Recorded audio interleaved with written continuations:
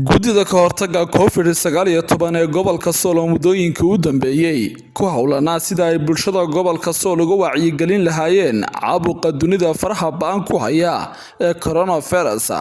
isla markaana diyaariyay goobo loogu talagalay in lagu karantiilo cidii looga shakiyo xanuunkaasi ayaa markii labaad agab tiro badan oo loogu talagalay in lagaga hortago xanuunkaasi kala wareegay hay'adda ARC xarunteeda Laascanood Maxamed Cabdilaahi oo ku hadlayay afka hay'adda ARC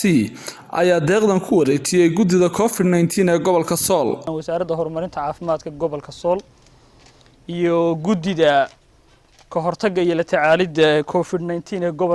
gobolka Sool aan ku wareejino qalab equipment iyo PPE supply ama personal protection equipment oo loogu talagalay xarunta quarantine center-ka Laascanood gobolka Sool barnaamijka soo daarana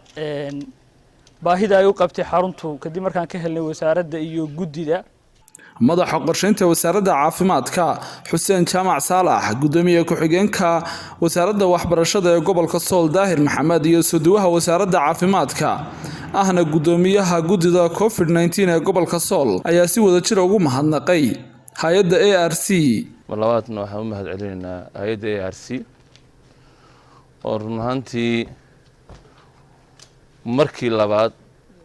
ka soo jawaabtay baahihii wasaaradda horumarinta ama guddiga hortagga Covid-19 ama xanuunkan coronavirus-ka ee u direen waa hay'addii mar labaad iyadoona hay'ad kale ka soo jawaabin mar labaad ka soo jawaabtay run ahaantii waan ugu mahadcelinaynaa qalabkan dee baahida weyn u qabnay haddii tahay sariiraha haddii tahay machine oxygen-ta haddii tahay PPE ama personal protection equipment-gaba waxaan u mahadcelinayaa hay'adda ARC oo si dhow uga jawaabtay codsigii iyo ama baaqii aan u diray baahida ka jirta gobolka ahayd runtiina maanta qalabka ay keeneen waa mid wax weyn ka taraya xanuunkan dunida aafeeya Covid-19 hay'adda kaliya ee gobolka si toos ah uga jawaabtay baaqii aan u diray weeyii waxaanu rajaynaynaa inay ku daydaan kuwa kalena guddidii heer gobol iyo madaxdii hay'adda ARC ee heer gobol runtii waxaanu halkan saaka kula wareegnay agab runtii baaxad leh oo runtii wax weyn maanta gobolka Sool ka tari doona baahiyihii loo qabay xarumahan caafimaadka ee lagu la tacaalayay xaaladahan caafimaad ee la soo dirsay caalamka runtii ka gobol ahaan guddideedii coronavirus-ka iyo runtii ka wasaarad ahaanba wasaaradda horumarinta caafimaadka ee gobolka Sool runtii waxaan oran karaynaa hay'adda ARC waxay noqotay figarka hay'adaha